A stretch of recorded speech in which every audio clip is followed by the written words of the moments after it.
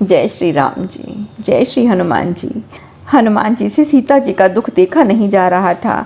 त्रिष्टा के भी चले जाने पर सीता जी वहाँ अकेली रह गई। यह हनुमान जी के लिए उचित अवसर था। उन्होंने रामचंद्र प्रभु की कथा को सुनाना आरंभ कर दिया। सीता जी के विवाह से लेकर उनकी खोज में वानर दल को भेजे जाने तक की कथा उन्होंने संक्षेप में कह सुनाई, जिससे वह सब सीता जी के सन्मुख प्रत्यक्ष हों तो सीता जी एक वानर को सामने देकर अचरज न करें अथवा घबराकर शोर न मचा दें।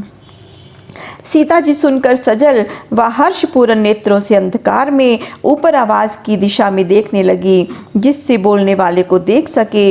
वे मन ही मन सोचने लगी कि यह उनका भ्रम है या उस निशाचर रावण की माया है, क्योंकि यहाँ दुर्गम प्रदेश में सारी राम कथा को जानने वाला कौन हो सकता है। फिर उन्होंने कहा कि मेरे और मेरे स्वामी का सब वृत्तांत जानने वाले और उसे सुनाकर मेरे डूबते प्राणों को आधार प्रदान करने वाले आप कौन महानुभाव हैं, कृपया प्रकट होइए। तब हनुमान जी ने वृक्ष से ही सीता जी की गोद में श्री राम की दी हुई अंगूठी गिरा दी और वृक्ष से ही बोले, हे माता, मुझे प्रभु राम जी ने आपकी खोज के लिए भेजा है। उनके द्वारा दी गई यह मुद्रिका इसका प्रमाण है। सीता जी ने वह अंगूठी तुरंत पहचान ली। उनका रोम रोम पुलकित हो गया। उन्होंने भाव तिरेक में वह अंगूठी अपने हृदय से लगाकर नेत्र मूंद लिए। दो पल के लिए उनके मुखमंडल पर अत्यंत हर्ष व संतोष के भाव उभरे, जैसे अपने प्रिय श्री राम का आलिंगन करके तृप्त हो गई हों। फिर नेत्र खोलकर ऊपर देखते हुए कहा कि आपने मुझ पर उपकार करके मेरे जीवन की डूबती नौका को पतवार दे दी है। कृपया मेरे सन्मुख आइए, जिससे मैं आपके दर्शन कर सकूं। सीता जी के नेत्रों में आंसू टपटपा रहे थे, परंतु वे गर्म नहीं, ठंडे आंसू थे। जब दुख व पीड़ा में मन का संताप साथ लेकर आंसू बहते हैं तो वे संतप्त होने से गर्म होते हैं। अत्यधिक प्रसन्नता में जब आंसू बहते हैं तो हृदय के शीतल हो जाने के कारण वे आंसू गर्म नहीं होते।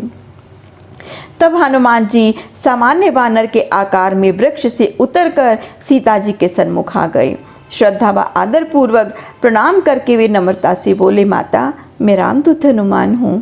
प्रभु ने मुझको आपकी खोज में भेजा है और ये संदेश दिया है कि आप कुछ दिन और धीरज रखें। वे शीघ्र ही आपके कष्टों का अंत करने यहाँ पधारेंगे।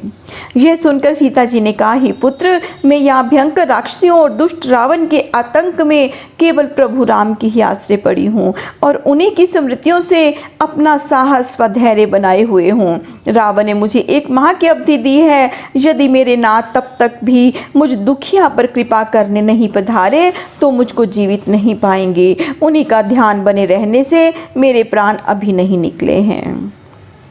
हनुमान जी ने आश्वासन पूर्ण स्वर में कहा, हे माते, अब आपके दुर्दिनों का अंत हुआ ही समझिए और दुष्ट रावण के जीवन में भी कुछ ही दिन रह गए समझिए। 1 मास होने से बहुत पहले ही यह निशाचर अपने कुटुंब सहित यमपुरी पहुंचा दिया जाएगा। इस अहंकारी राक्षस में इतनी सामर्थ्य नहीं है जो श्री राम के तीक्ष्ण बाणों का सामना कर सके। आप निश्चिंत हो जाइए। वहाँ प्रभु राम भी दिन रात आप ही को स्मरण किया करते हैं। उनकी देह ही वहाँ हम लोगों के साथ है, किंतु उनके प्राण तो आपके रूप में यहाँ स्थित हैं। वे अपने प्राण से अधिक समय पृथक नहीं रह सकते। हे माता, मैं तो प्रभु राम का तुच्छ सेवक हूँ। मैंने प्रभु की आज्ञा पालन करके अपना कर्तव्य पूर्ण किया है। उपकार कहकर तथा धन्यवाद देकर सेवक को लज्जित मत कीजिए। नहीं पुत्र, मेरे स्वामी का संदेश लेकर जो इतने खतरे उठाकर तुम यहाँ आए हो, इसके लिए मैं कितने भी धन्यवाद करूँ कम ही है। मेरे स्वामी ने मुझे विस्मृत नहीं किया और वे शीघ्र ही यहाँ पधारेंगे। इस समाचार ने मेरे निष्प्राण शरीर को पुनः जीवित कर दिया है। परंतु तुम छोटे से वानर समुद्र पार कर विकट राक्षसों से बचते हुए यहाँ तक कैसे पहुँच पाए, कैसे मुझे खोज पाए, यह मेरे लिए बहुत आश्चर्य का विषय है, सीता जी ने कहा। तब हनुमान जी ने दोनों हाथों से नमस्कार करके कहा कि हे माता, जिस पर प्रभु राम की कृपा हो उसे क्या कर पाना कठिन है। जो कुछ भी यह वानर कर पाया, ये सब उन्हीं का प्रताप है। सीता जी को प्रभु का संदेश देने का कार्य संपन्न हो जाने के बाद हनुमान जी ने विचार किया कि नगर का नक्शा, शास्त्रागार, छावनी, गजशाला, अश्वशाला आदि की जानकारी तो लंका आकर ले ली गई है। अब रावण की सैन्य शक्ति की थाह भी लेनी है। साथ ही रावण तथा उसके लोगों के समक्ष श्री राम के पक्ष की बल सामर्थ्य का उदाहरण प्रस्तुत करके उन पर एक मनोवैज्ञानिक दबाव युद्ध की घोषणा से पूर्व बना देना भी उचित होगा, ताकि शत्रु पक्ष का मनोबल पहले ही लड़खड़ा जाए और अपने पक्ष को शत्रु के बल का अनुमान हो सके।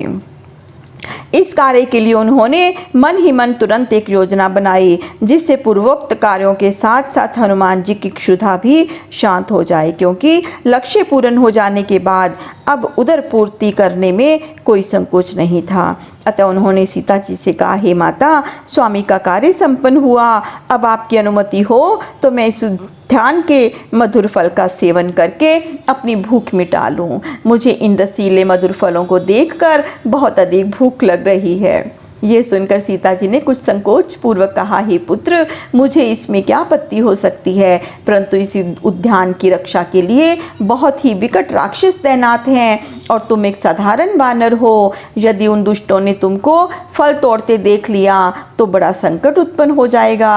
अतः मैं तुम्हारी सुरक्षा के प्रति बहुत चिंतित हूँ। तब हनुमान जी ने सीता जी के संतोष के लिए उनको अपना आकार विशाल करके दिखाया और आदरपूर्वक कहा, हे माता, प्रभु राम के आशीर्वाद से उनके इस सेवक को कहीं भी भय नहीं है। इन राक्षसों की क्या बात, समूची लंका को उखाड़कर मैं समुद्र में डाल सकता हूँ, रावण को उसकी सेना सहित नष्ट कर सकता हूँ। प्रभु राम का आदेश नहीं है और ऐसा करने से उनकी कीर्ति की हानि भी होगी। अन्यथा रावण तो छल पूर्वक आपको पुष्पक विमान से यहाँ लाया था। मैं अपनी पीठ पर बैठाकर स्वयं उड़ता हुआ आपको प्रभु राम के पास ले जा सकता हूँ। महाराज सुग्रीव की सेना में मुझसे भी अधिक समर्थ तथा शक्तिशाली वानर हैं।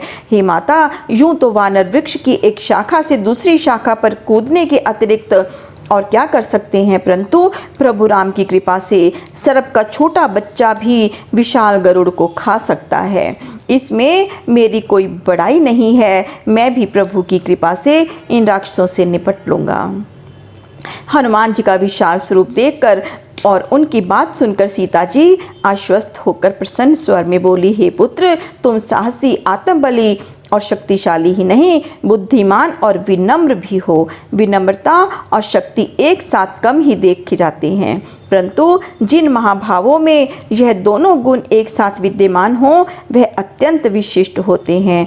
और तुम तो बल बुद्धि की सीमा ही हो। तुम स्वतंत्रता पूर्वक यहाँ के फलों का भक्षण करो, तुमको कोई भय नहीं। मेरा आशीर्वाद है कि तुम अजर अमर और सद्गुणों से समृद्ध हो तथा सदैव श्री राम के कृपा पात्र बने रहो। यह सुनकर हनुमान जी प्रेमाश्रुपूर्ण नेत्रों से विभोर होकर सीता माता के श्री चरणों में लेट गए। गदगद स्वर में उन्होंने कहा, हे माता, मेरा जीवन धन्य हो गया। आपकी आशीष अमोघ है, यह लोक में प्रसिद्ध है।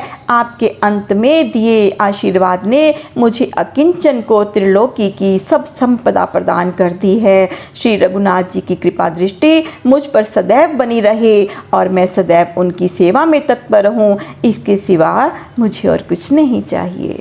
जय श्री राम। प्रभु श्री राम सबका मंगल करें, सबका कल्याण करें। जय माँ सीता, जय श्री हनुमान जी।